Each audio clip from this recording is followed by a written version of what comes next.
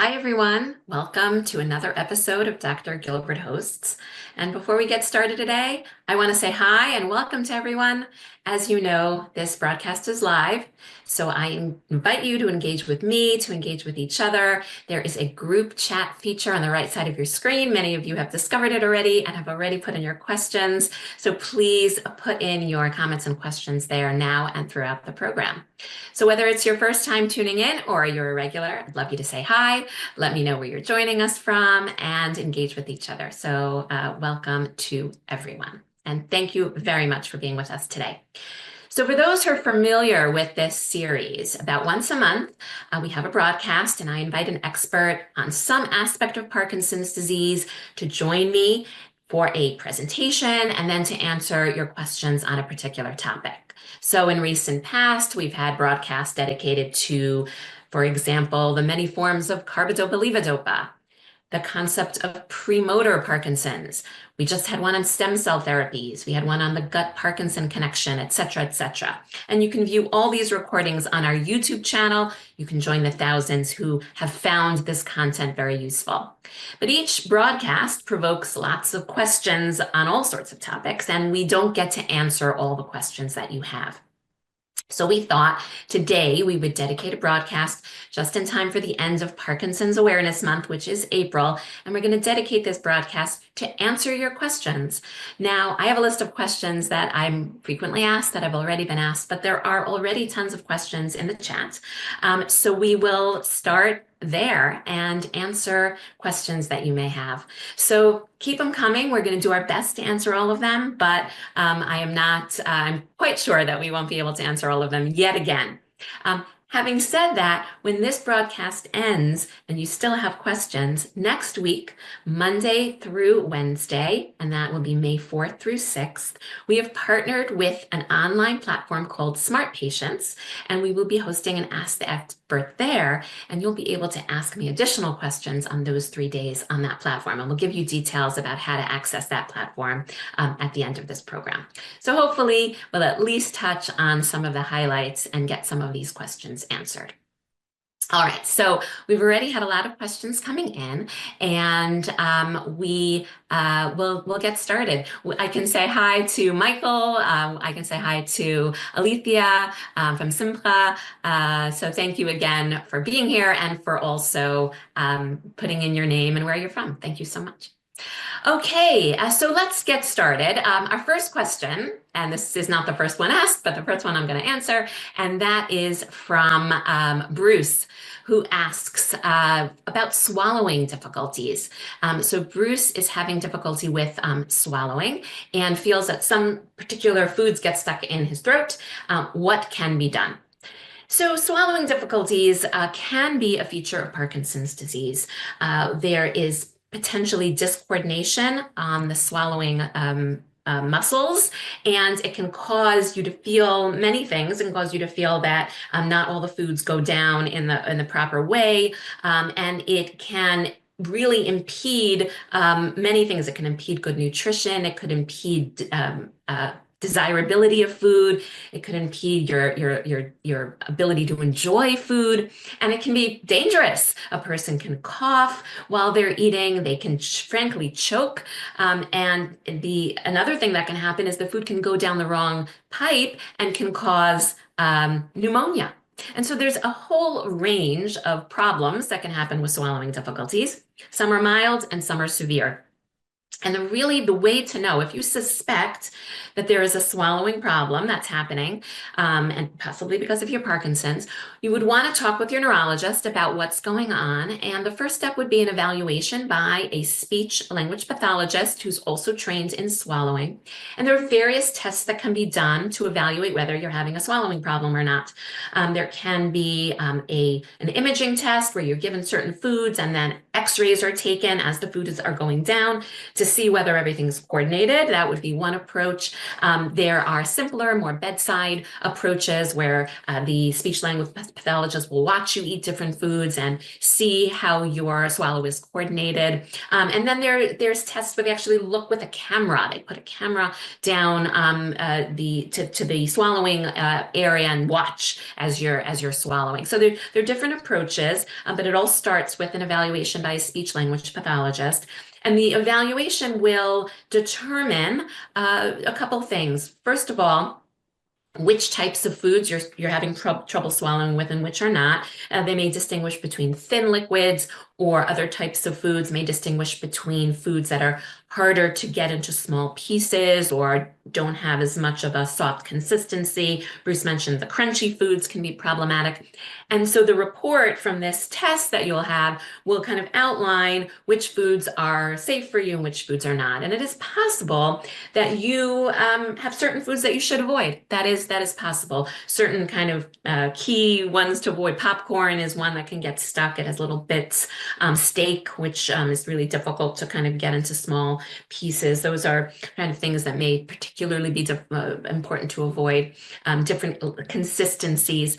And the report will say which type of consistencies are more beneficial for you. And another element to this may be swallow therapy. And maybe that you're not coordinating your swallow well, and some training would help. And so it isn't all that's lost. It isn't all just let's take a picture of what's happening now and tell you what the problem is. There is a method for certain people of rehab that you can get your swallow better. And so that's a really important topic. So thank you very much, Bruce, for that. So now let's have another great question. This is from Janine. Talking about Botox, the use of Botox. Botox has been recommended for my 91-year-old mom with cervical dystonia and neck torticollis. Is this the best approach, and what are the side effects? So great question. Thank you so much for that. So what is torticollis? What is cervical dystonia? Dystonia is a type of movement disorder where your muscles are twisted and sustained in a certain way. They're kind of postured in a certain position, which can interfere with your normal movements and can in some cases be painful. Dystonia is its own disorder and has a long differential, a long list of reasons why you might get dystonia.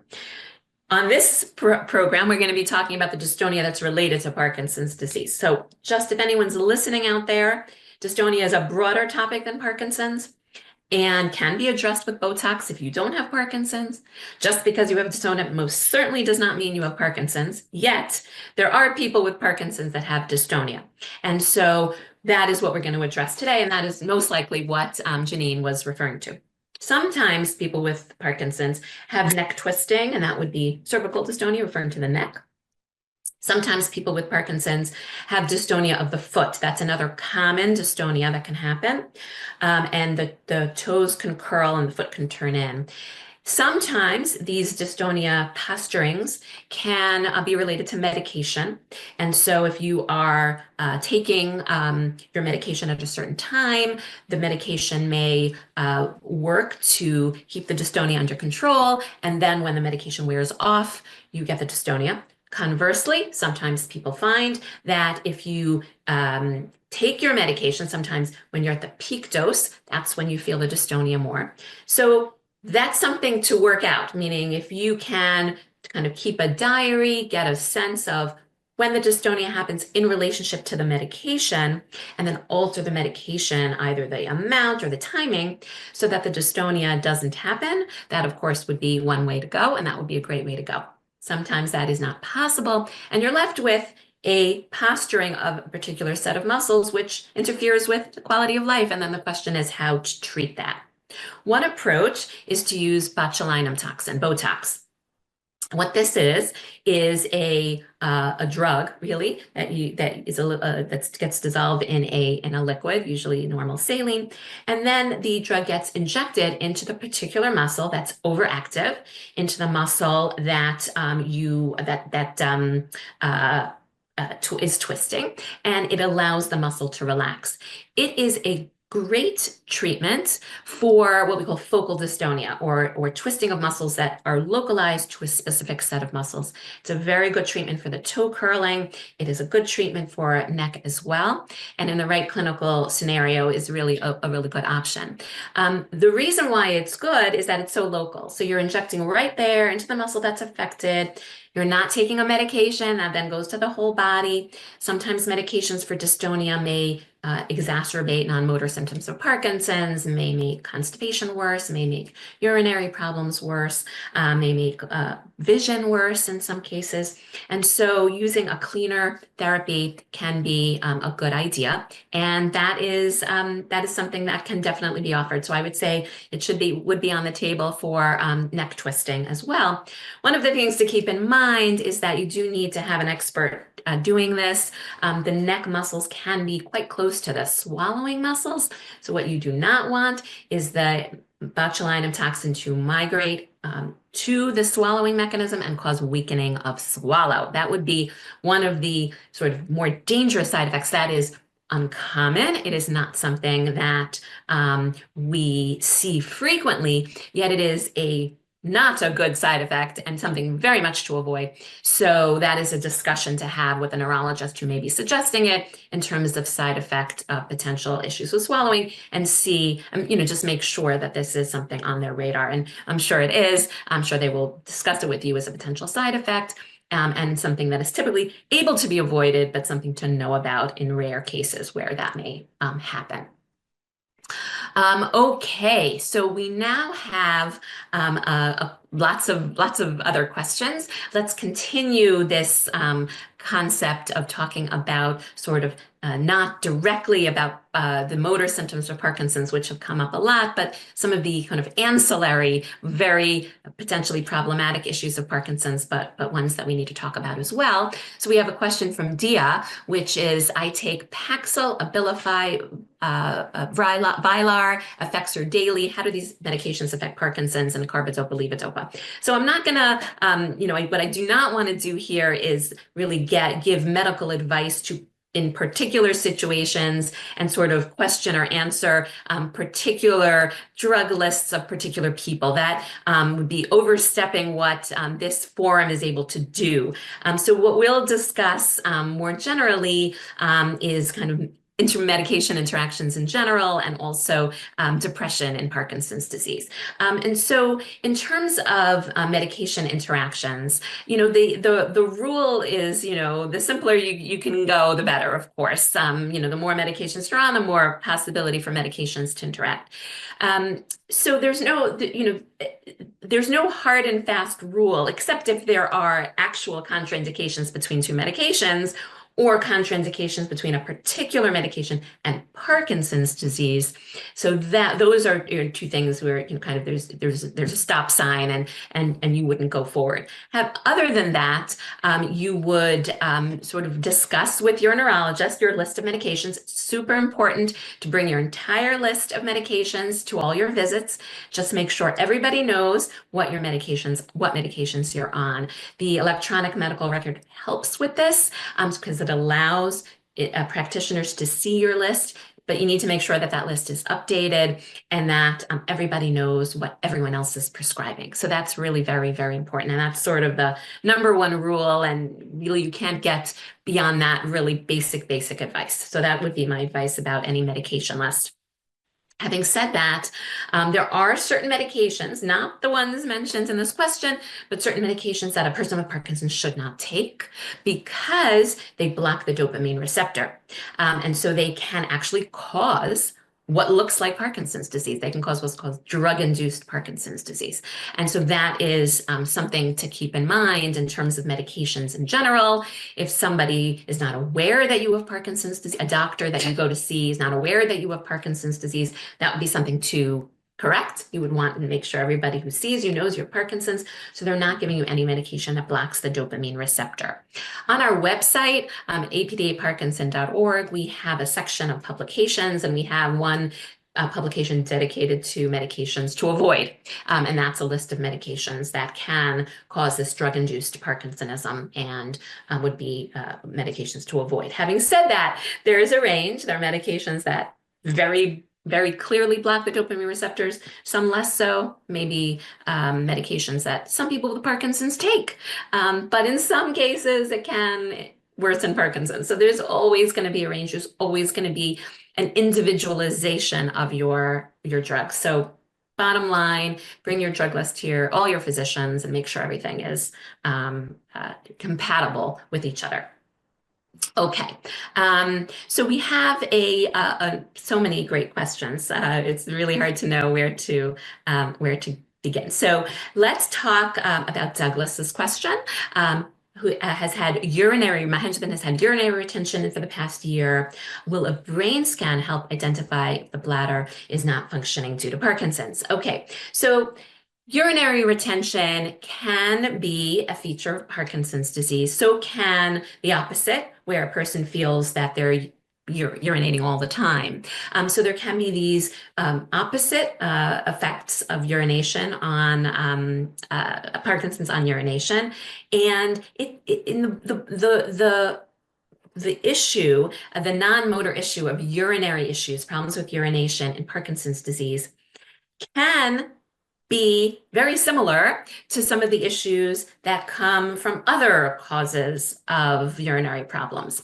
So there is no medication out there that is given for urinary problems in Parkinson's disease specifically. The way that urinary problems are treated in Parkinson's disease are very similar to the general population that may have urinary problems. And so it is not that essential to be sure that this is because of the Parkinson's versus something else, because the treatment is going to focus on the symptom and not on the Parkinson's disease. So the probably not necessary to do a brain scan to look at urinary function. You may be getting at a concept called normal pressure hydrocephalus, which is a question that is asked by Stephen as well. Normal pressure hydrocephalus is not Parkinson's disease. It's another neurologic disorder in which there is a buildup of cerebral spinal fluid, which is a liquid that is contained in a system or in a sort of pipe system within the brain.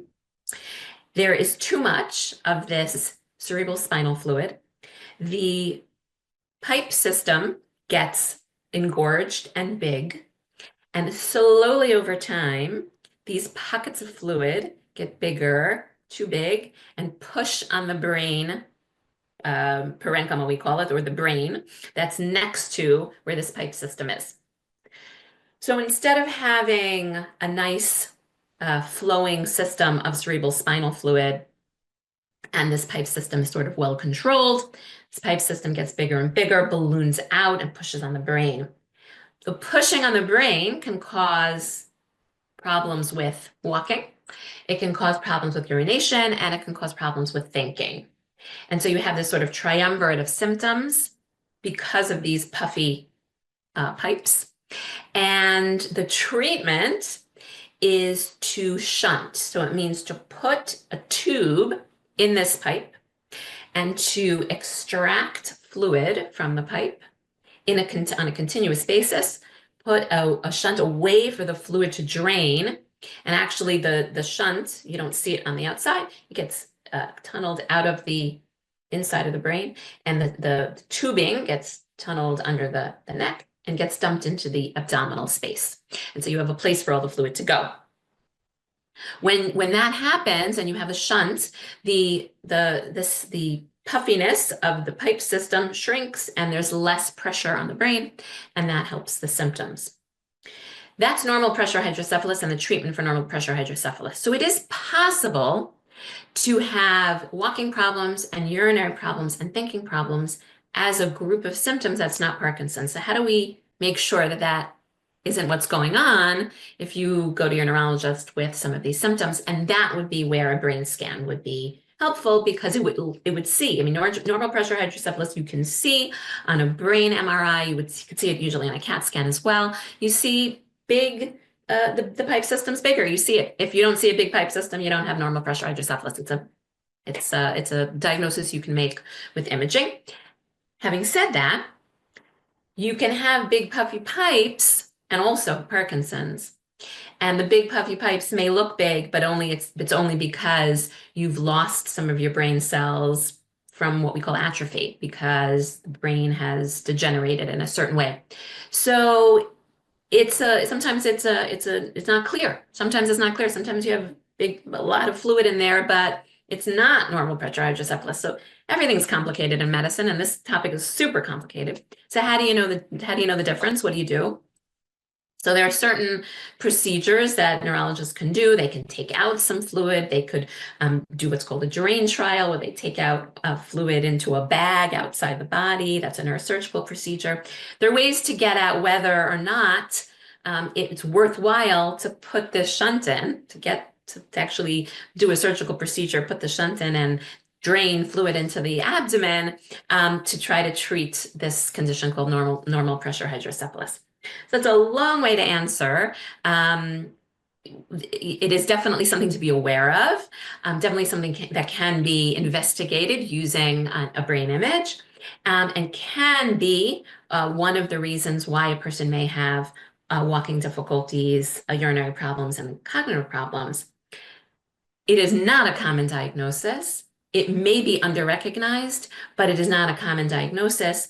And certain things like rest tremor does not happen in normal pressure hydrocephalus. And so there's certain things where you would know that it's not normal pressure hydrocephalus, it's definitely Parkinson's from other exams. So it's very good. Go to a neurologist, get an evaluation, and ask your questions and see what the neurologist says about particular diagnoses that should be considered, why one is considered and not others, and what investigations or imaging tests would be helpful.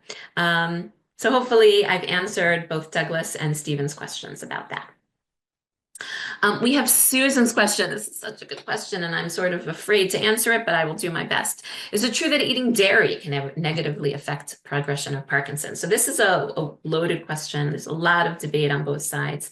There certainly is some epidemiologic studies that suggest that people who eat dairy, that eating dairy is associated with Parkinson's disease. Why that is, that the mechanistic but behind the scenes, why that would be is not really established. There's one theory, which is only a theory, that potentially the cows are eating the grass that has pesticides in it. Maybe the pesticides get into the person eating the dairy, and then that can negatively contribute to increased Parkinson's risk. That is not a proven theory. It's just someone's potential idea. The reason why the movement disorders community has not jumped on this epidemiologic study that links dairy and Parkinson's is the unintended consequences of telling people with Parkinson's that they can't eat dairy. One would be worsening bone strength. So dairy is a huge source of calcium and vitamin D for many people. And so kind of telling people with Parkinson's don't have dairy could increase fractures.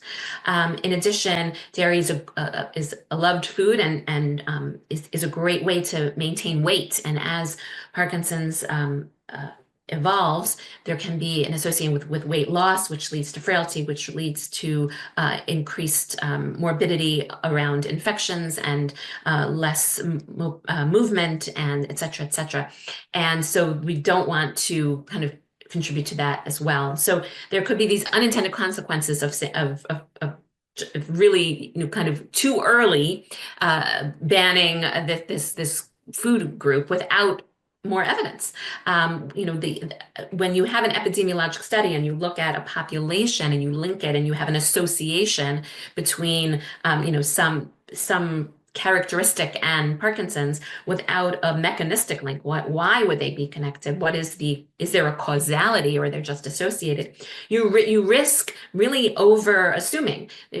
One can imagine many reasons why a group of people who eat dairy might be associated with Parkinson's without it being a cause. So we don't really have evidence that there's any causal link. We just have this association that they seem to travel together in some studies, but without really understanding why. So we definitely need to have more information before the movement disorders community sort of makes this a actual recommendation for the entire Parkinson's community. Having said that, at this point, I do not tell my patients to not eat dairy. So that is the answer to Susan's question. Joanne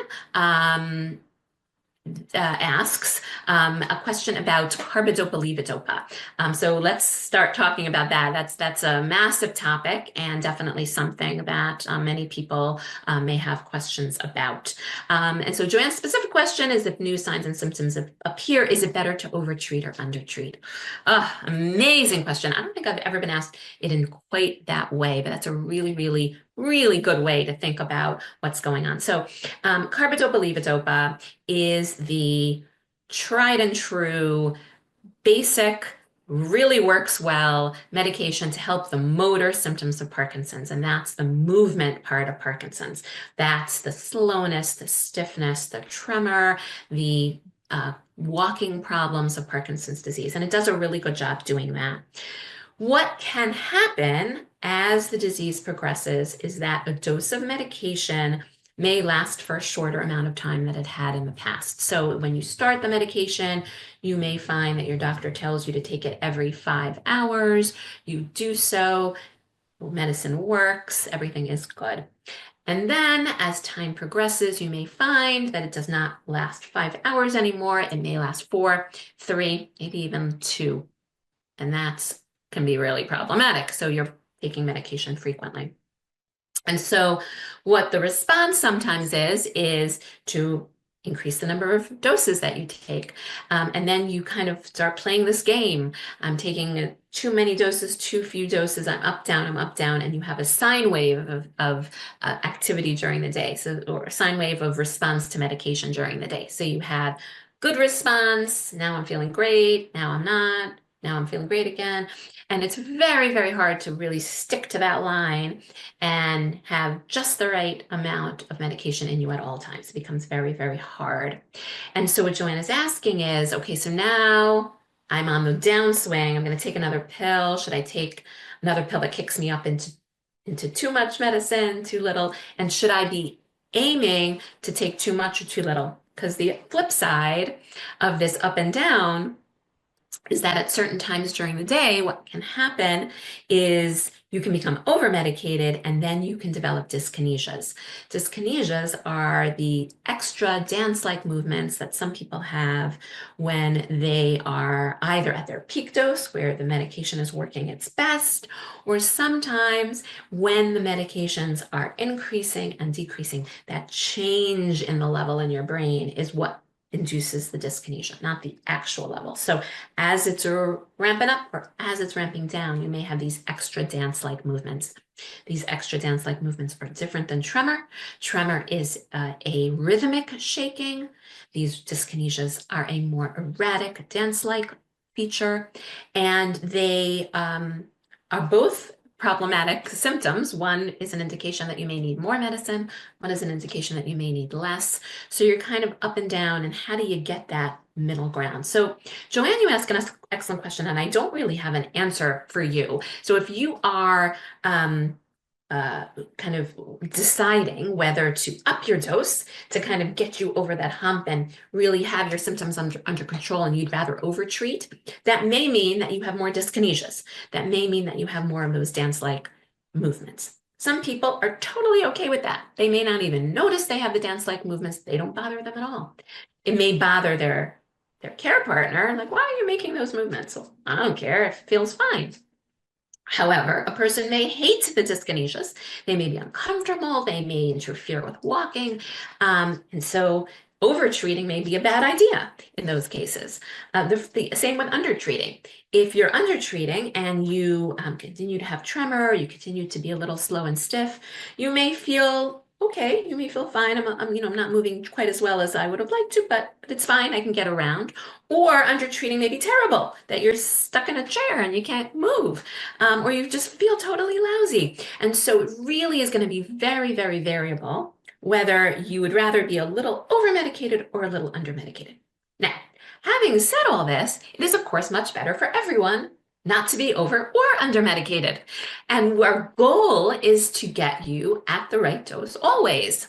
And so there have been advances in this field to try to get carbidopa-levodopa in a formulation that you're not playing this game of up, down, up, down, up, down. And there have been many, many approaches to try to not have to answer Joanne's question because you're not over or under medicated. So some of the options are a new medication on the market, which is a carbidopa-levodopa extended release. There are a couple of versions. One's called Rytary, one's called Crexont. Crexont's the newest one, where the actual pill, the actual carbidopa-levodopa pill, has some additional features which make it longer acting. So for example, one of the features of Crexont is that it has one of the layers of the medicine is a sticky material. That material allows it to stick to the small intestinal wall. And when it sticks to the small intestinal wall, it is not, it's kind of shuttled out of the gastrointestinal system.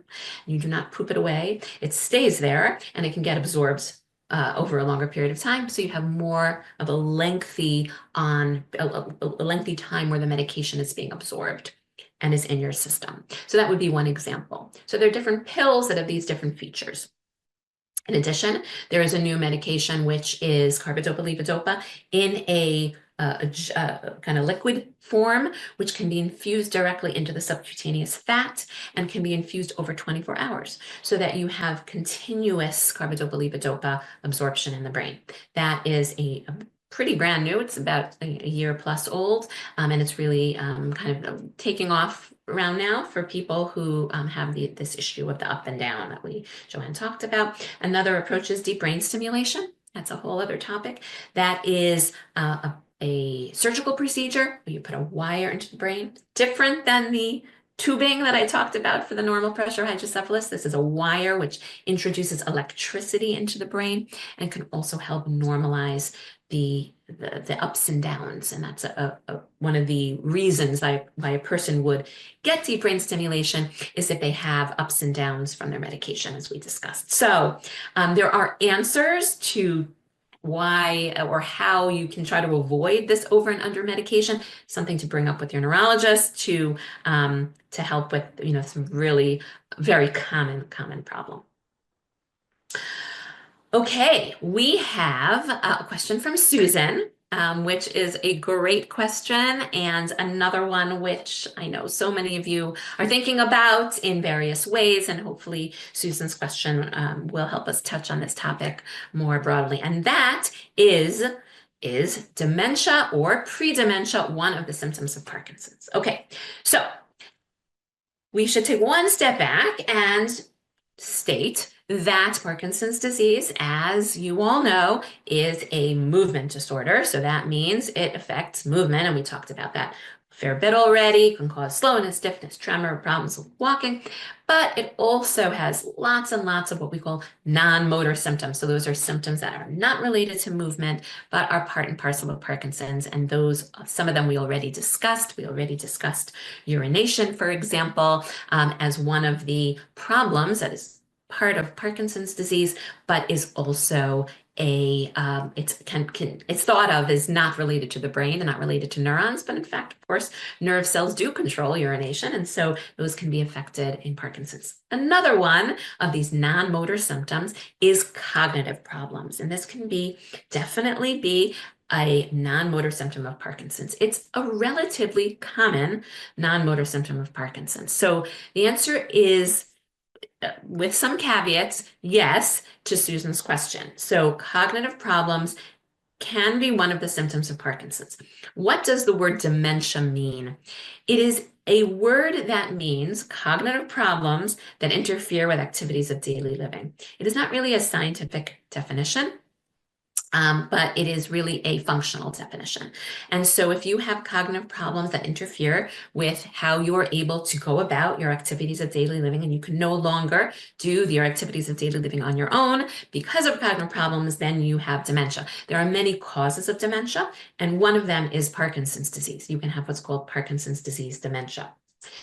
You can have, but you don't necessarily have in Parkinson's disease that full-blown picture of that it's limiting you in ways where you can no longer perform activities on your own and you require someone to help you, there are states of cognitive problems that are less severe than that.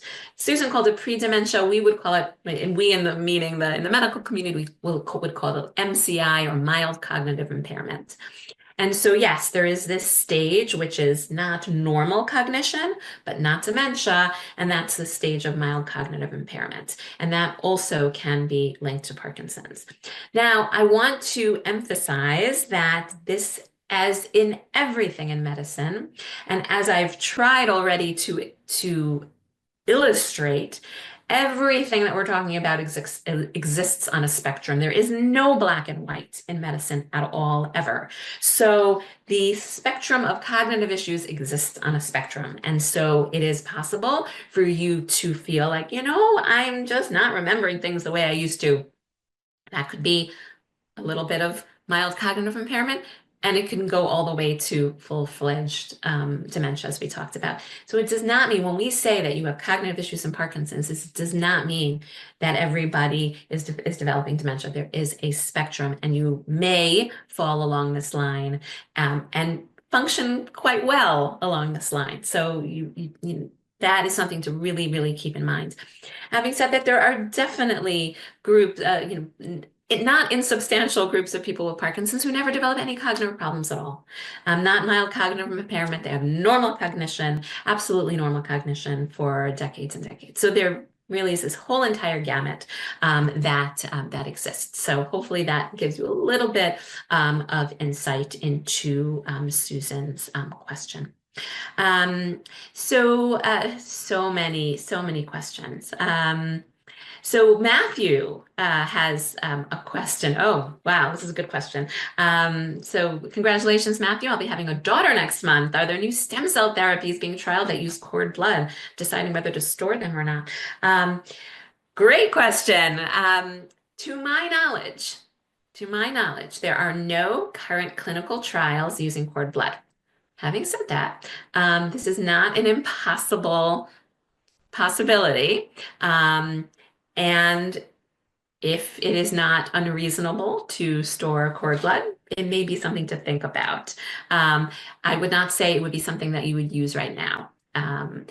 Having said that, stem cell therapies are happening. And we actually had a Dr. Gilbert Hosts about stem cell therapies about 2 months ago. You can access it on YouTube. And we had 2 experts speaking about stem cell therapies, one in Japan, one in California. Both were involved in clinical trials, which have been very promising, and are involved in ongoing clinical trials. Both those clinical trials do not involve stem cells from cord blood, however. They involve stem cells from other sources. So what's important to note is that the word stem cell is not one thing. Much like I mentioned, there is a spectrum of symptoms. There is a spectrum for everything. And there are lots of different types of stem cells, and some of them are being tried for Parkinson's in different clinical trials. And just because one type of stem cell is being tried in this clinical trial, the next clinical trial may involve a different kind of stem cell. And so you do have to understand the background of these different trials and know how they relate to each other. So right now, the stem cell trials that are happening, again, don't involve cord blood, but are ongoing. And so what I should mention in this context is that one of the trials, actually the trial that was discussed on our Dr. Gilbert Host, did lead to a modified approval of a stem cell therapy in Japan. That is the first stem cell therapy that is approved in any country around the world for Parkinson's disease. Japan sort of allowed it to be approved under a sort of a regulation that acknowledges that there isn't a ton of data, and but they allowed the approval because such sort of an exciting advance, and with the understanding that the company that will be delivering this treatment will be collecting data. So it's sort of like an ongoing clinical trial, but that's very exciting in the stem cell world. So hopefully, Matthew, that gives you a little bit of insight into what to do with that cord blood. Let's answer a question from Candace. How effective is diet in controlling tremor? So, unfortunately, I have not seen any evidence that any diet controls tremor. Tremor is a really hard symptom to control. Many people do find that the medications help with tremor, but not everyone does. So, the statistics are sort of like 75 to 80% of people with Parkinson's have tremor. So there's a good 25% that don't have tremor, but most do. And it's a very classic tremor. You see your arms resting in your lap, and the tremor is what we call a rest tremor without any posture. The hands are not held in posture. They're not moving. They're resting, and the tremor kind of takes over in that rest position. Medications help often, usually, but again, there's about a 25% rate where people find that the medications don't help their tremor. And so what could potentially help the tremor? So procedures, so deep brain stimulation can be very effective to help tremor. And there are certain individuals that undergo deep brain stimulation potentially earlier in the disease course than others because they're doing it to help their tremor. So that is something to consider. Another procedure that is currently available that can help tremor is focused ultrasound. And this is different than deep brain stimulation. Deep brain stimulation is when, as I mentioned, you have a wire, you take a wire, tunnel it deep in the brain, connect it to a battery pack that gives electricity to deep structures in the brain. Focused ultrasound is very different. You get fitted with a helmet. The helmet then shoots ultrasound waves into the brain. And an ultrasound wave comes from this part of the helmet, an ultrasound wave comes from this part of the helmet, and this part of the helmet, and they converge. So each one of those ultrasound beams do not do any damage as the beam is going through the brain, but where the beams converge, there's enough heat to burn a hole in the brain, and a lesion is formed. And that lesion interrupts the abnormal circuitry and can disrupt tremor. So it can be quite a good treatment for tremor. In fact, both deep brain stimulation and focused ultrasound are used in tremor disorders that are not Parkinson's disease. It's a different target than Parkinson's disease typically, but something to keep in mind for a disorder called essential tremor, for example. Those procedures can be used quite frequently and can be very effective against tremor. So if you are somebody who tremor is their most impactful symptom, that is definitely something to think about. Obviously, it's a bigger deal than taking a medication, but there is potential help there. There's another sort of angle, and those are devices. So there have been certain devices that have been developed which market themselves as helping tremor. And so there's a device called CALA, C-A-L-A, that can help with tremor. It's sort of a watch that you wear that can help dampen the tremor. Whether or not these help is variable. So you have different people kind of commenting on whether that particular device has been helpful for tremor or not. But that is an avenue to explore if you are somebody who finds that tremor is just not really being helped by medication. Unfortunately, I'm not aware of a diet that can help with the tremor. So many good questions. So now we have a question from Nancy. So going back to sort of the tie-in between our discussion about carbidopa-levodopa, the medication that we talked about that comes in all sorts of formulations. It comes in the regular formulation, that yellow pill called Cinemet, where you got the ups and the downs and that sine wave that Joanne was talking about, and the too much and the too little medicine, and all the other formulations that try to even out the amount of medication you get. So now Nancy asked a question about that medicine. Does carbidopa-levodopa improve cognitive function even if tremors do not stop? Okay, so this kind of brings together a few things we were talking about. So you're right, in about 25% of people, carbidopa-levodopa does not seem to stop tremor, and that can be very problematic. And we talked about some of the ways to approach tremor if the medication is not helping. But does it improve cognitive function? We do not think, unfortunately, that carbidopa-levodopa improves cognitive function for anyone, whether or not their tremor is stopped. So even people who take the medication, their tremor stops beautifully, they're not slow anymore, they're not stiff, they walk much better. It's clear that what we call their carbidopa-levodopa responsive. Even those people typically do not feel that the medication helps their cognition. Helping cognition has been a big bugaboo in the Parkinson's world. We don't have a great medication that we have really a lot of confidence that it improves cognitive function for people. And we are frantically at work trying to find medications that do. For about 5 years ago, there was a slew of clinical trials focused on improving cognitive function in people with Parkinson's, and most of those trials resulted in negative. So we do not have a medication that has now stepped up to the plate. There's one medicine out there which has data behind it that it may help cognition, but it's really quite a mild effect, really not an effect that is substantial enough for us to be like really excited that it's the medicine of the future. So it's a tricky area, and one that we need to really focus on, because it is going to be hugely impactful when we find that medicine that does help cognitive problems in Parkinson's. So to be continued. Thank you, Nancy, for your question. So now let's talk about exercise. We have a great question from Simcha Weintraub.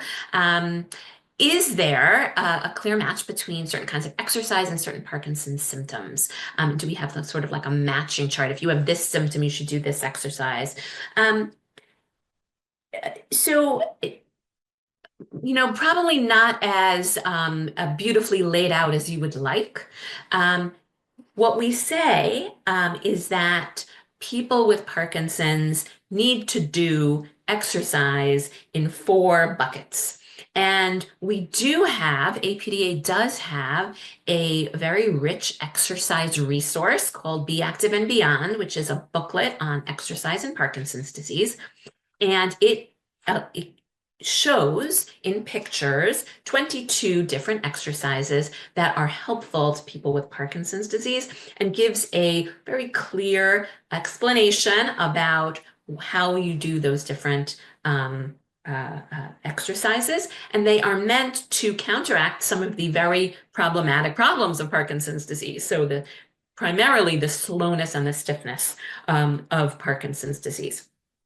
And so it's probably not super important for a person to subdivide those 22 exercises and only do some because they only have some of the Parkinson's symptoms. It will probably be fine to do all of them, since Parkinson's does come in categories, meaning it's certainly there are features that certain people feel are more problematic than others. Certain people feel like their slowness and stiffness is more problematic. Some people feel their walking and balance is more problematic.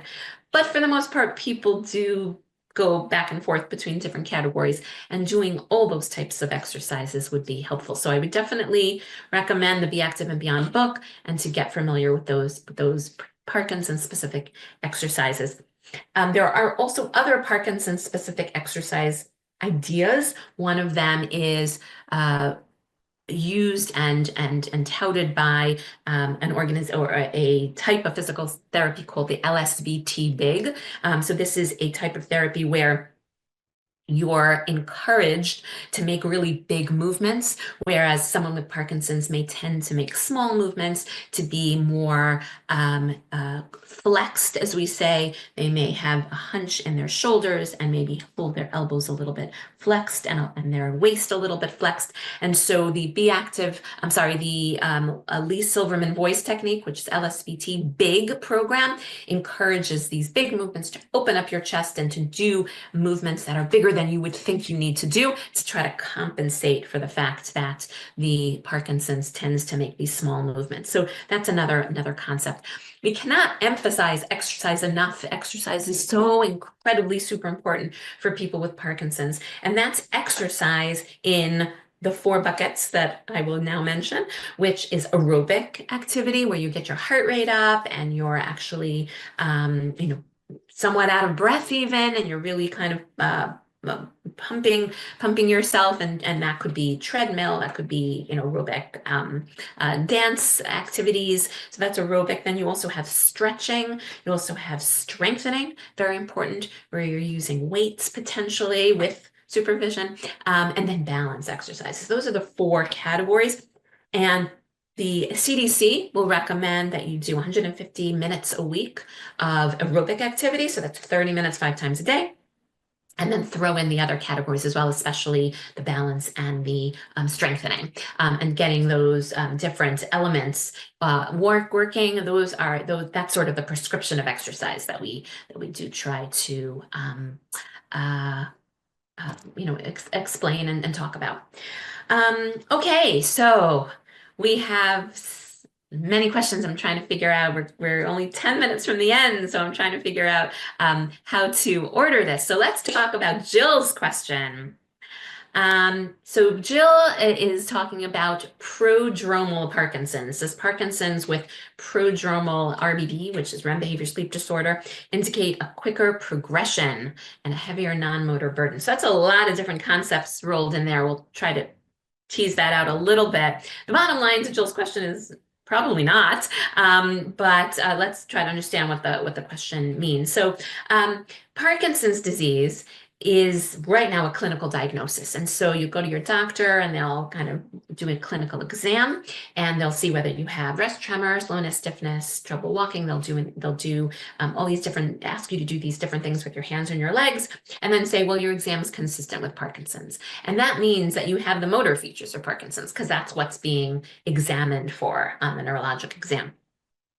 But it turns out when you look in the brain of these people who have mild symptom, maybe a tiny little bit of rest tremor, tiny little bit of stiffness, and you look in their brain, actually there's been probably a long time where the nerves in the cell and the nerves in the brain have slowly declines and degenerated, as we say, and you only see the output. You only see the movement problem and the tremor once many of the cells have already died, and they average, maybe it's 50% or more. And so there's clearly disease that's happening before a motor diagnosis has been made. Having said that, there's other symptoms that tend to precede these motor symptoms. And so that timeline where you have what we call the non-motor symptoms is called pre-motor Parkinson's or prodromal Parkinson's. And in that category of symptoms that often develop before the motor symptoms of Parkinson's, you have sort of four things. One is what we call REM behavior sleep disorder, which is a sleep disorder in which you act out your dreams. So somebody may yell in their sleep, throw themselves out of bed. Another one would be loss of smell, is a very common one. Constipation is another common one, and depression and anxiety. And so you have these four symptoms, and those symptoms can develop early. So we're kind of looking at that cohort of people that have not developed movement problems yet. They have these other symptoms, and looking at it prospectively. How many of them do develop Parkinson's? It won't be everyone, but that's sort of a group of people that may be at higher risk. Now we're sort of looking backwards more. We have the people with Parkinson's, and we know that in the past they may have, or decades before, they may have had these other symptoms. And that is what Jill's referring to. So she's referring to somebody who has Parkinson's now, but had REM behavior sleep disorder prior to diagnosis. Does that mean that their Parkinson's will be worse in any way? I am not aware of data that supports that hypothesis. I may not be familiar with something. There may be papers that suggest that, but I'm not aware that that is the case. Okay. So now let's talk Deborah's question, which is about constipation and diarrhea. So let's talk about that, about the gut. So another huge topic is the gut and Parkinson's disease, non-motor symptoms of Parkinson's, as I mentioned. The gut is a huge source of those. I just mentioned that constipation may be an early non-motor symptom, and maybe rear its ugly head even before Parkinson's officially develops, which is sort of the movement problems of Parkinson's. So we all know, I'm telling you, constipation is very, very strongly linked to Parkinson's. It's uncommon for someone not to have constipation. But Deborah asks, what about diarrhea? Now, diarrhea can happen as well. Absolutely can happen as well. Sort of a dysregulation of the gut. Constipation is more common, and diarrhea happens too. And in a specific clinical scenario that you need to be aware of is this, which is that sometimes what happens is the gut becomes so slow, and there's so much stool in there that hasn't come out, that the only thing that can come out is this non-formed stool that kind of can slither around what's actually a bowel obstruction. So if you are typically constipated and then one day have diarrhea, that could be very dangerous. That could be a bowel obstruction, that your bowel is not moving at all, and is stuck with stool, and the diarrhea is an indication that nothing can get by except the liquid part, and that could be very dangerous. So so that's one aspect of diarrhea that is most likely not what Deborah's referring to. You probably have sort of constant diarrhea and no constipation, which is something different. But if you do have this uncertainty about exactly what's going on in your gut, then please take it to your neurologist,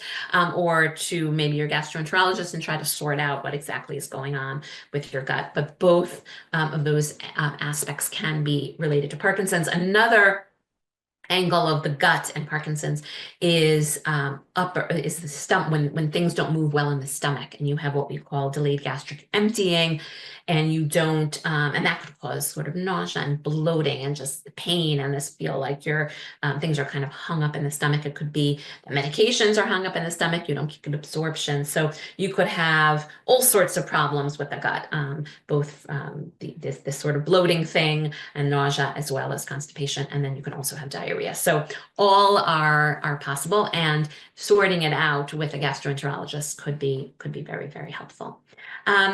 I'm going to answer Karen's question, and we're at 4 minutes to the end of the hour. So I think this may be the last question. Maybe we can get one more in, and that is, can acupuncture help with Parkinson's symptoms? So there is a literature on this where people have studied acupuncture and Parkinson's, and there is definitely some evidence that acupuncture can help some symptoms of Parkinson's. But in my clinical experience, where people have gone for acupuncture, there's a range. So there's some people that feel that their symptoms may be helped, and then there are other people who are sort of underwhelmed by the response. So I think it's really a matter, as is everything, and as we talked about, there's a range, and it would have to be kind of something that you would try out and see. So I said that would be my last question, but we're going to take Fred's question as our very last question, which is orthostatic hypotension. This is another topic we have not mentioned yet, but can be very, very linked to Parkinson's disease. What is that?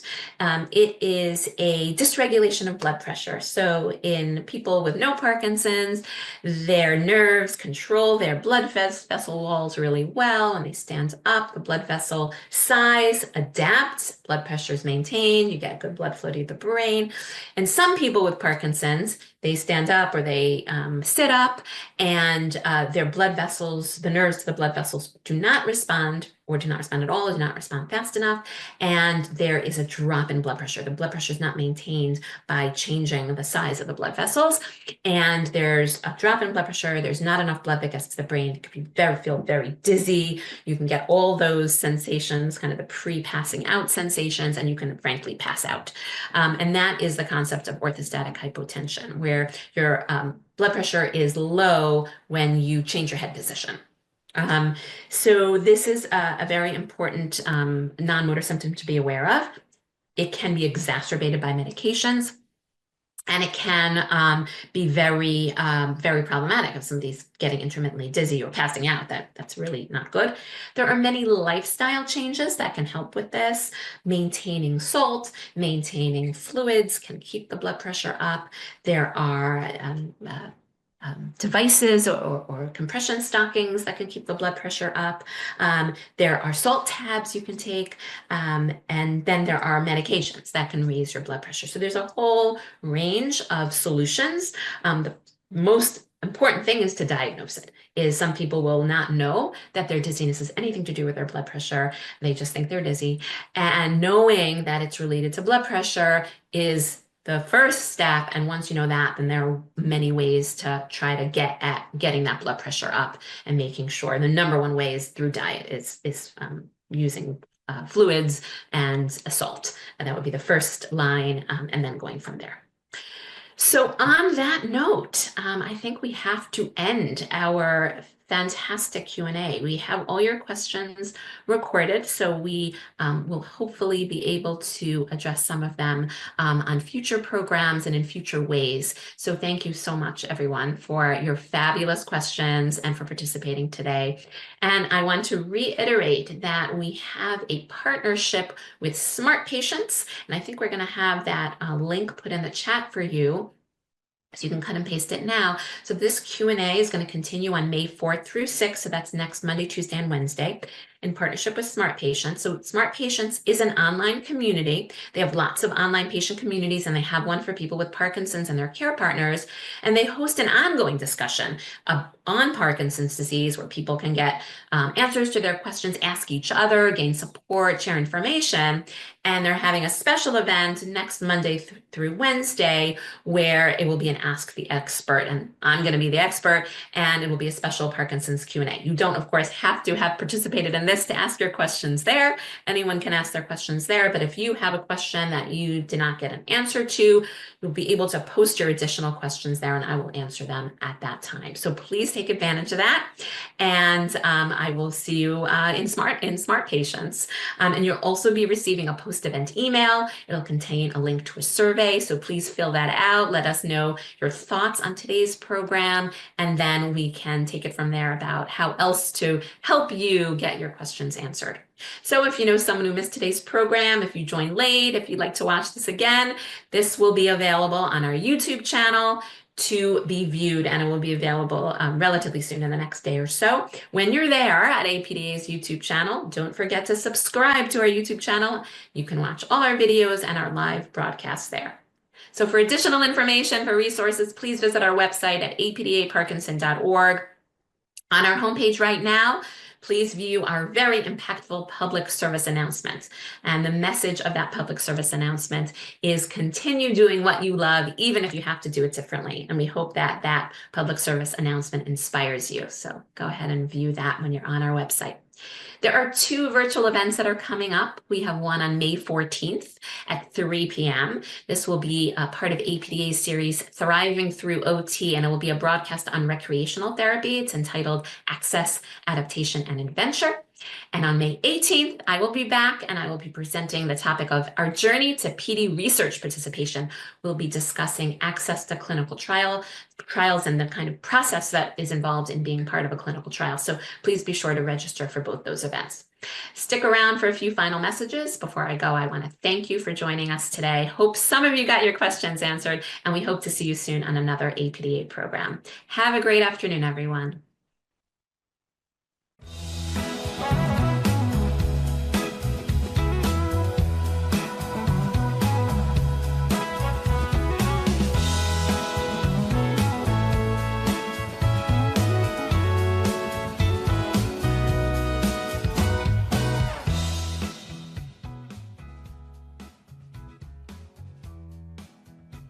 Hi, I'm Leslie Chambers, President and CEO of the American Parkinson Disease Association. Thank you so much for joining us today on our program. Every day, APDA is committed to providing helpful programs just like this one, as well as a wide variety of support groups, exercise classes, and educational programs to support the Parkinson's disease community. Whether online or in person, APDA is here for you every step of the way. You can find all of our upcoming virtual events on our website at apdaparkinson.org/events. We keep you posted on our social media channels as well, so make sure you follow us there. You can also connect to local resources and events through our nationwide network of chapters and information and referral centers. Remember, we're just a click or a phone call away. If you've enjoyed today's broadcast, I hope you will consider making a donation to help keep programs like this possible. Every gift, large or small, helps APDA support people living with PD through thoughtful programming, reliable resources, groundbreaking research, and more. Please visit apdaparkinson.org/donate today to support our critical work for those with Parkinson's. We are so grateful for your generosity. Thank you.